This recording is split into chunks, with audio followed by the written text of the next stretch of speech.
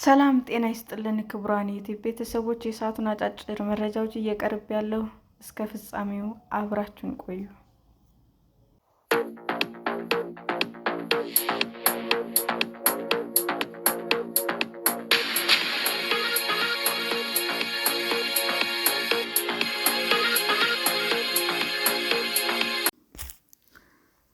ከምርጫ በፊት ሀገራዊ ምክክር እንዲቀድም የሚጠቁም ፍኖተ ካርታ ተዘጋጀ።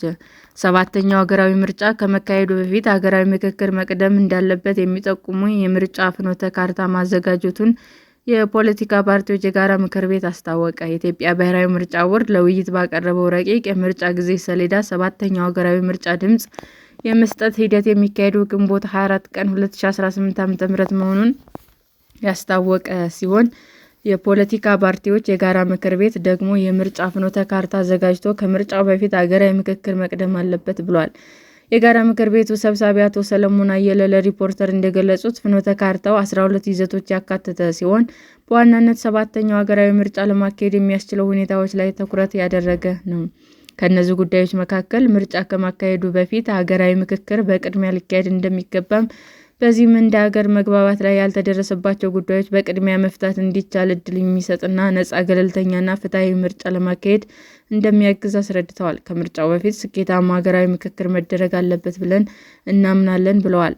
ሀገራዊ የምክክር ኮሚሽን ዋናው አገራዊ ጉባኤ ለማከናወን የያዝነውን እቅድ አስመልክቶ ሪፖርተር ጥያቄ ያቀረበላቸው የኮሚሽኑ ቃል አቀባይ አቶ ጥበቡ ታደሰ ኮሚሽኑ አሁን ባለበት ሁኔታ ሀገራዊ ምክክር በዚህ ቀን ይካሄዳል ብሎ በእርግጠኝነት ለመናገር እንደሚቸገር፣ ምክንያቱ ደግሞ ዋናው ጉባኤ ለማካሄድ በትግራይ ክልል ስራዎች መጀመሩ ስላለባቸው መሆኑንም አስረድተዋል።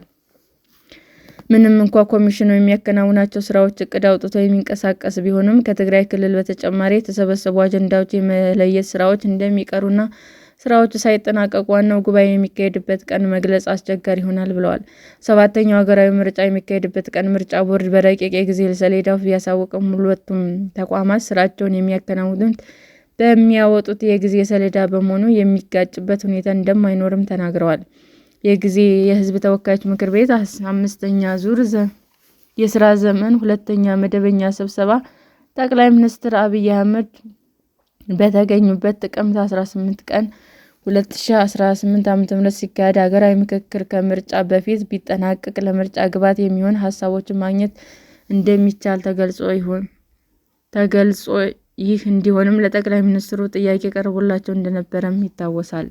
ጠቅላይ ሚኒስትሩ በሰጡት ምላሽም ሀገራዊ ምክክር ያለው ስርዓት የሚያጠናክር እንጂ የሚያፈርስ እንዳልሆነ ገልጸው ምርጫ፣ በጀት፣ የወታደር እንቅስቃሴ የሚያቆም ሀገራዊ ምክክር አንፈልግም ማለታቸው አይዘነጋም።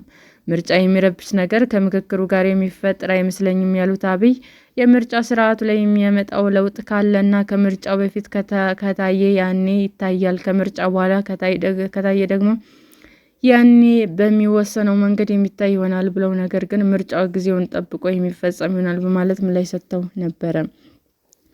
የፖለቲካ ፓርቲዎች የጋራ ምክር ቤት ያዘጋጀው የምርጫ ፍኖተ ካርታ ካሰፈራቸው ጉዳዮች መካከል ምርጫው ከመካሄዱ በፊት ግጭትን ማስቆምና ሰላም ማስፈን ላይ መጀመሪያ መስራት እንደሚኖርበት፣ የዜጎችን ደህንነት ማረጋገጥ፣ የፖለቲካ ምህዳሩን ማስፋት፣ የምርጫ ሕጉን በሚመለከት የተደረጉ ማሻሻያዎች መመልከት እንደሚገባና በሀገር ደረጃ ከተደረጉ ረዥም ጊዜ ያስቆጠሩ አካባቢዎች ምርጫ ማድረግ ይገባል የሚሉት ዋና ዋና መሆናቸው አቶ ሰለሞን አብራርተዋል። ከዚህ ቀደም የተደረጉ 6 ሀገራዊ ምርጫዎች ትምህርት ሊወሰድባቸው ይገባል ብለዋል። የጋራ ምክር ቤት የምርጫ ፍኖተ ካርታ የማቅረብ ኃላፊነት የለውም በማለት ከዚህ ቀደም ከሪፖርተር ጋር በነበራቸው ቆይታ የተናገሩት የኢትዮጵያ ዜጎች ማህበራዊ ፍትህ ፓርቲ ዋና ጸሐፊ አቶ ዋሲሁን ተስፋዬ ምክር ቤቱ ፓርቲዎችን የሚገጥሟቸውን ችግሮች በሰላማዊ መንገድ በውይይት ተለይቶ እንዲፈቱ ማድረግ አንዱ የተቋመለት ዓላማ መሆኑን መግለጻቸው ይታወሳል።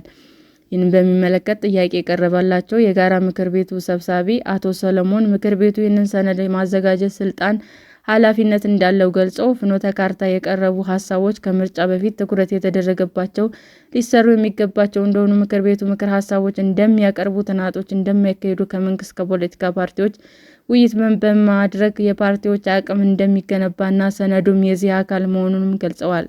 የፖለቲካ ፓርቲዎች የምርጫ ዝግጅት በሚመለከት ከሪፖርተር ለቀረበላቸው ጥያቄ ምላሽ የሰጡት ፓርቲዎች ከምርጫው በፊት ሊስተካከል ከሚገባቸው ጉዳዮች መኖራቸውን ተናግረዋል። ከእነዚህም መካከል በ2017 ዓ.ም የተሻሻለው የምርጫ የፖለቲካ ፓርቲዎች ምዝገባና የምርጫ ስነ-ምግባር አዋጅ ያካተታቸው አንቀጾች በፖለቲካ ፓርቲዎች በተደጋጋሚ ቅሬታ ይነሳባቸዋል ብለዋል። በአዋጁ ቅሬታ ከሚቀርብባቸው አንቀጾች መካከል የእጩዎች የድጋፍ ፊርማ ማሰባሰብ የሚመለከት ሲሆን አዋጁ እጩዎችን ምርጫ ለማሳተፍ የድጋፍ ፊርማ ማሰባሰብ እንደሚገባቸው መደንገጉም ሀገሪቱ ያለችበትን ሁኔታ ያገናዘበ አይደለም ብለዋል። ለተፎካካሪ የፖለቲካ ፓርቲዎች በምርጫ ለመወዳደር አስቻይ ሁኔታ የሚፈጥር እንዳልሆነ ሲያስረዱ፣ ድንጋጌው የሀገራችንን ተጨባጭ ሁኔታ ያላገናዘበ ነው፣ የድጋፍ ፊርማ ለመሰብሰብ የሚቻልበት የጸጥታ የደህንነት ሁኔታ አለ የሚል አመኔታ የለንም ብለዋል። አዋጁ ከመጽደቁ በፊት ለምርጫ ቦርድ ለሕዝብ ተወካዮች ምክር ቤት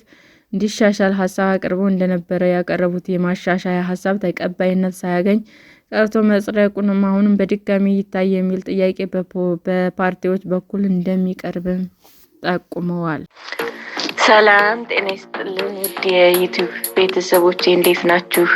አዲስ ጀማሪ ነኝና ሰብስክራይብ ያደረጋችሁ አበረታቱኝ። አመሰግናለሁ።